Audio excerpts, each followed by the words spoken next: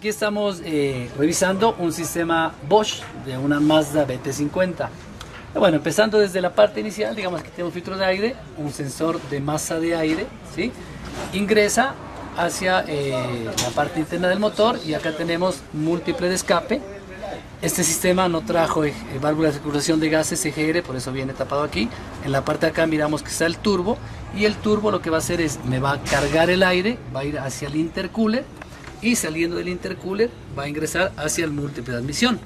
A la entrada del múltiple de admisión tengo un sensor de presión de la carga del turbo, que me sirve para verificar si el turbo está cargando o no, y si lo analizo con un osciloscopio podría revisar si tengo algún problema mecánico, por ejemplo con las aspas del turbo. En la parte de acá, en la parte baja, tengo la bomba que me va a dar la alta presión. Esa alta presión viene por esta cañería hacia una riel común, y de esa riel común sale hacia cada uno de los inyectores del sistema Common Rail. Estos inyectores tienen su alimentación eléctrica, que cuando los mido debo hacerlo tomando en cuenta que tienen neutro flotante, entonces debería tomar no referencia negativo del chasis, sino referencia al negativo de aquí mismo, o sea, las dos puntas del osciloscopio en esta parte.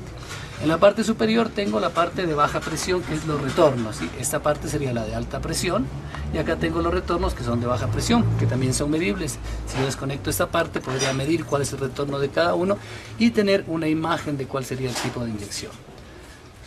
En la parte de acá tengo del ingreso del tanque de combustible un purgador de aire y el filtro de combustible. Me sirve para purgar el aire, y en la parte de abajo de este mismo voy a tener un drenaje. En esta parte de acá tengo un actuador para una mariposa que tiene aquí, que va a actuar cuando esté funcionando los sistemas de recirculación de gases, básicamente, y hacerme un pequeño vacío cuando quiero encender el motor, ya que el motor diésel no tiene vacío.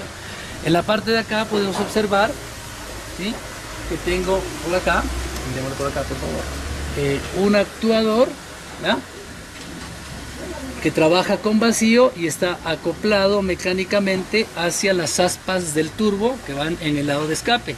Este es un turbo de geometría variable, y su geometría la voy a variar desde las aspas de escape para que tenga más ataque a los gases de escape o menos ataque, y de esta manera poder cargar más o menos dependiendo de la carga que tenga. Pero bueno, a continuación lo que vamos a hacer es revisar en el sensor de presión de riel las condiciones de encendido. Entonces en este voy a tener, vamos a ponerlo en contacto por favor, tres cables. El uno va a ser 5 voltios, ¿sí?, que es el primero de acá, ¿ya?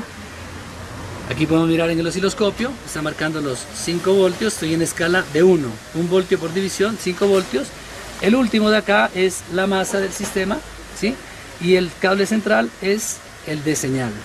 Como podemos ver, tengo un voltaje aproximado de 0,5 voltios, un poquito menos, a pesar de que no está encendido, ¿sí?, pero es un piezo eléctrico y lo estoy deformando en el momento que estoy dándole un poco de voltaje, ¿ya?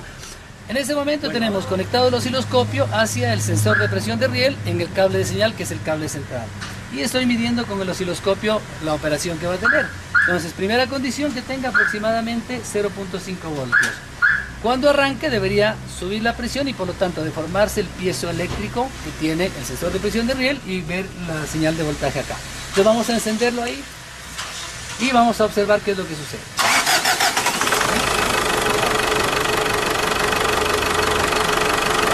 Ahí está.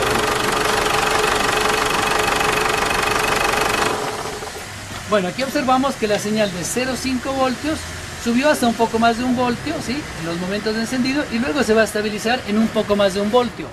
Por lo tanto, la condición inicial de encendido va a ser tener 0,5 voltios, y cuando arranco superar el voltio. Cuando supera 1 voltio, esto también va a variarme dependiendo de la carga. Entonces vamos a encenderlo nuevamente, por favor, y vamos a acelerarlo. Tengo la subida y luego el voltaje se me empieza a estabilizar, ¿ya? Ahorita bajé la escala para verla un poco mejor y estoy en la escala de 0,5. ¿Qué tendría? 0,5, 1 y más o menos 1,4 voltios. Voy a bajarle un poco la escala.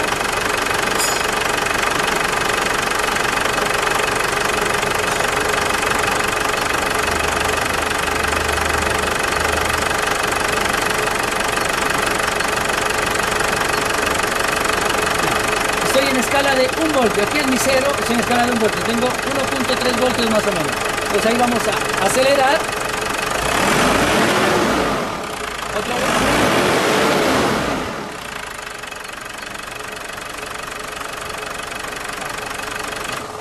Bueno, ahí hemos podido congelar la imagen y el osciloscopio nos indica que el valor máximo al que llegó es de 3.42 voltios y el valor mínimo es de 1.27. Por lo tanto, 1.27 voltios va a ser el voltaje de ralenti y 3.42 voltios va a ser el voltaje máximo en la aceleración que me permitió hacer. Porque adicionalmente, si miramos en la parte de acá, yo tengo una valvulita de alivio para excesos de presión. Entonces hay ciertos modelos que tienen esta válvula que es mecánica. Entonces cuando ven exceso de presión, la válvula se abre y me permite un retorno, ¿sí?, que se une con los demás retornos. Por lo tanto, se une el retorno de la riel, el retorno de inyectores y el retorno de la bomba, ¿sí? Analizamos nuevamente esto, entonces vemos que cuando acelero el voltaje me sube. Aquí tuve una aceleración un poquito mayor y el voltaje me subió un poquito más, ¿sí? Entonces podríamos hablar que un valor máximo que podría tener del valor de voltaje de este debería ser alrededor de 4.5 voltios siempre y cuando yo no tuviera una válvula de alivio. Por lo tanto, ahí puedo determinar si realmente la bomba está entregándome la presión deseada o no.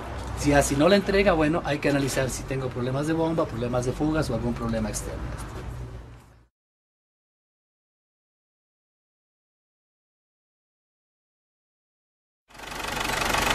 Bueno, ahora vamos a ingresar por medio del escáner a la línea de datos para revisar lo que revisamos anteriormente con el osciloscopio.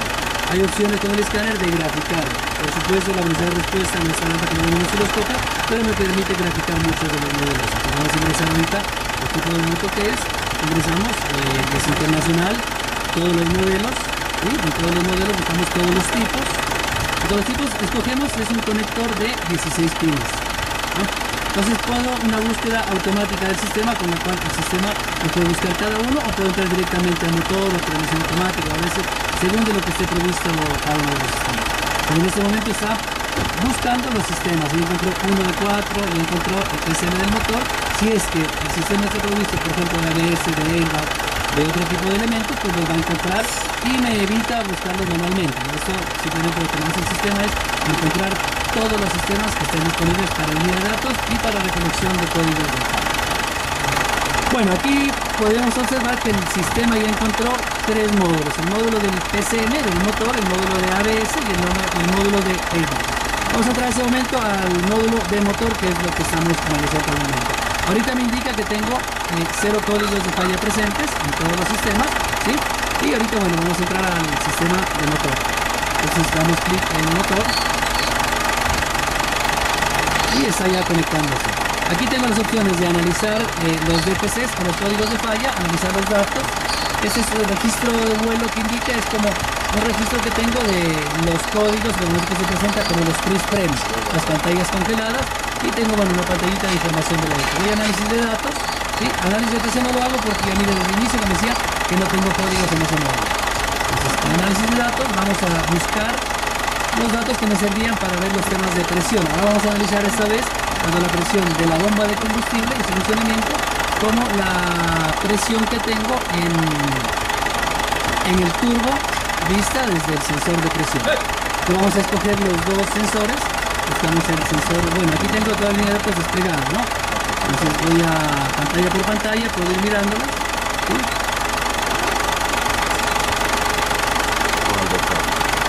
O puedo mirarla detalladamente donde me indica una por una con su mínimo y máximo, o puedo también eliminar la función de mínimo y máximo y me aparece el valor actual de cada uno. Es importante analizar la función de mínimo y máximo porque me va a indicar, en ocasiones no puedo mirar cualquier valor máximo que llegó y me serviría para eso. Entonces vamos aquí ahora sí a escoger los valores que buscábamos, que era el de presión de riel de combustible y el de presión absoluta. Presión de admisión, que sería el 1. De admisión, y ahora pongo el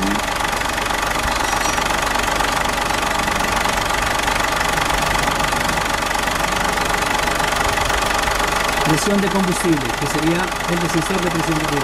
Entonces vamos a ver los dos, ¿sí? Y pongamos RPM.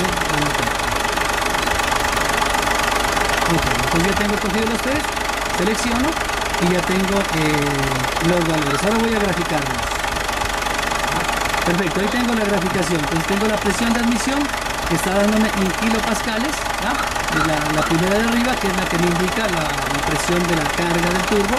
Luego tengo las RPM del motor y tengo en la parte de abajo la presión de riel de combustible. Entonces ahora podemos poner una autoescala, ¿ya? Y en la autoescala pues me fija la escala que más le convenga al sistema para funcionar. Ahora vamos a acelerarlo, por favor.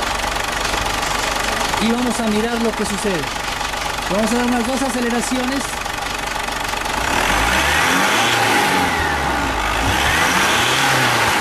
Entonces, miren lo que sucedió en ese momento. Cuando yo tengo aumento del RPM, tengo aumento de la presión del turbo, de la admisión, y presión de combustible que también sube. Entonces yo aquí puedo determinar el funcionamiento tanto al subir el RPM que me suba la presión de admisión, porque tengo más admisión de aire, y la presión de combustible que se elevó, como lo que vimos anteriormente con el gráfico de velocidad.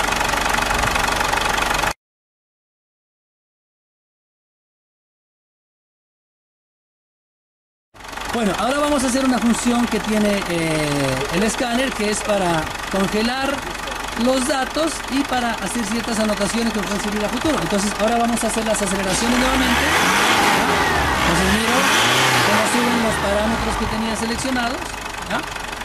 Y bueno, aquí empiezan nuevamente a decaer y puedo congelarlos. En ese momento los congelo y yo podría, por ejemplo, ¿sí? Por ejemplo, escojo color amarillo para esta parte de aquí y escojo color verde para esto de acá. Entonces, por ejemplo, en este le pongo aquí, esto es la desaceleración, ¿ya? En este desaceleración, ¿ya? Y por ejemplo en este aquí, vamos aquí en esta parte de aquí que sea la aceleración. Ok, entonces le puedo tomar una foto y lo puedo guardar. Ok, y ya quedó guardado en la memoria interna del escáner y lo puedo pasar a mi PC para analizarlo posteriormente. Entonces es una función muy útil porque cuando tengo autos que estén en buen estado puedo grabar cuáles son sus funciones y cómo están funcionando correctamente para compararlas con las de los problemas. Esas barras que mira aquí, bueno, son unas pequeñas variaciones que tengo simplemente en el sistema de presión cuando está funcionando.